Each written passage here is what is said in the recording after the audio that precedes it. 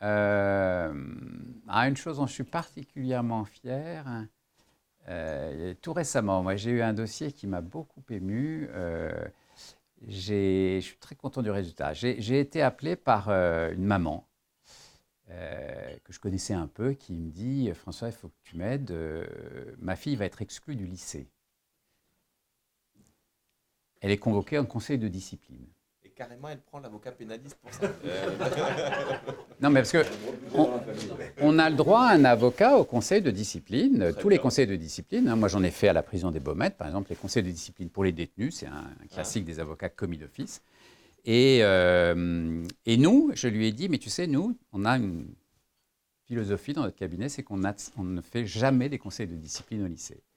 Parce qu'on considère qu'un jeune qui a 16 ans, 15, 16 ans, 17 ans, qui très souvent d'ailleurs quand il passe devant un conseil de discipline, c'est pour des questions de violence, violence sur des profs, violence sur des autres élèves, on considère, c'est très, alors pour le coup c'est très débattable, et tous les avocats ne pensent surtout pas comme nous, on considère que ce n'est pas très bon dans l'éducation d'un enfant de lui donner le sentiment que tout peut être défendu.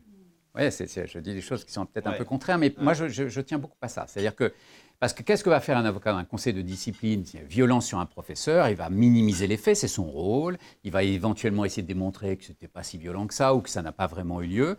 Et un jeune de 15-16 ans, tout d'un coup, il peut se dire, mais finalement, regarde, moi je l'écoute, cet avocat, c'est formidable, j'ai rien fait. Et tout. Donc nous, on pense, on peut se débattre, nous on pense que c'est pas bon dans la maturation d'un jeune. Très bien.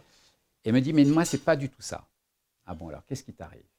Ma fille, elle a enregistré un petit morceau de rap qui dure 55 secondes, dans laquelle elle parle comme si elle était raciste.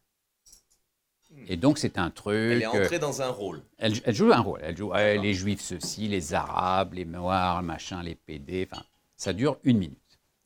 Il faut savoir que moi, je connais ses parents sont israéliens, ses grands-parents, tous étaient déportés, elle est juive, et je sais que tout ça est du second degré, mais plus que du second degré. Elle envoie ça, très intéressant, elle envoie ça à 5 copines, qui sont ses copines avec lesquelles elle s'amuse et qui sont tous dans ce second degré.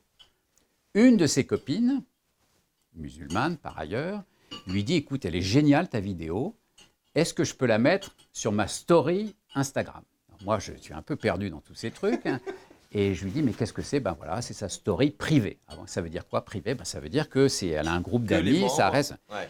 Et alors je lui dis, mais il y en a combien? Il y en a 600. Ah, privé. C'est bon. Privé à 600 quand même. Et ce qui se passe, c'est qu'un des personnes dans cette story, là je sais pas quoi, l'a mis sur WhatsApp, parce qu'il paraît que sur l'iPhone, on peut le passer directement de l'un à l'autre. C'est sorti. C'est des parents qui ont porté plainte, qui sont allés voir le proviseur du lycée en disant, regardez ce qui se passe dans votre lycée, c'est en région parisienne, un grand lycée, c'est inadmissible, ce langage raciste et tout. Convoqué devant le conseil de discipline pour être exclu du lycée. Débat magnifique, passionnant. Un conseil de discipline dans un lycée, il y a les représentants des professeurs, représentants des parents d'élèves, représentants du personnel administratif, représentants des élèves, donc c'est un vrai, comme un tribunal, c'est assez impressionnant. Et un débat passionnant sur... Et moi, ses parents m'ont dit, il ne faut absolument pas qu'elle soit exclue. Elle est en terminale. En plus, cette histoire maintenant a fait du bruit. Dans n'importe quel lycée où elle va se retrouver, elle va se faire lyncher. Elle a une étiquette. Ah, exactement. Et c'était vraiment pas gagné, parce que la proviseure était assez remontée, des profs étaient très remontés. Bon, on a débattu, j'ai plaidé, on est sortis, elles ont pris leur décision, on est revenu. Et elle n'a pas été exclue. Mais la proviseure a donné, je trouve, une très très belle décision. Elle a donné un truc qui est un peu l'équivalent des travaux d'intérêt généraux au pénal, je ne sais plus comment ça s'appelle. Elle doit des heures. Et donc, elle doit faire un projet pour les collégiens de son établissement sur le danger des réseaux sociaux.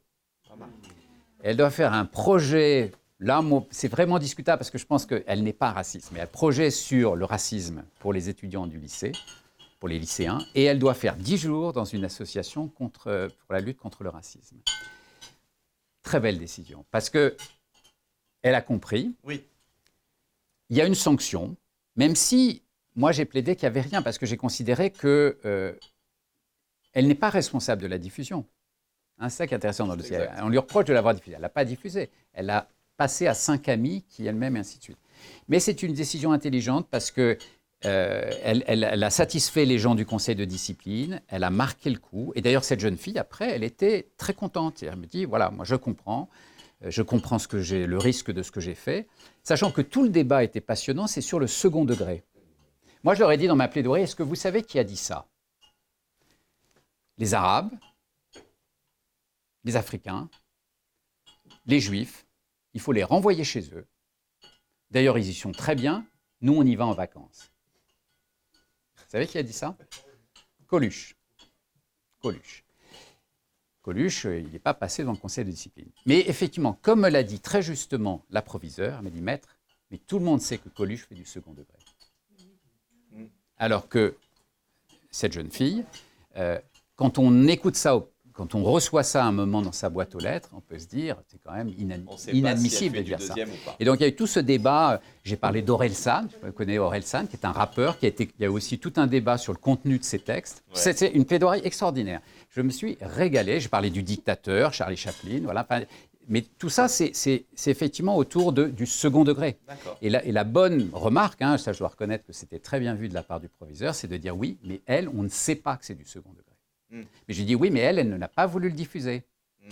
Vous discutez autour d'une table comme ça en rigolant, c'est un peu ça, ils discutent à 5. Le problème, c'est que le truc est parti. Mais c'est vrai qu'il y a un vrai danger sur l'utilisation de ces outils. Voilà un truc qui m'a fait très plaisir. Quelque chose que je regrette, qu'est-ce que je regrette?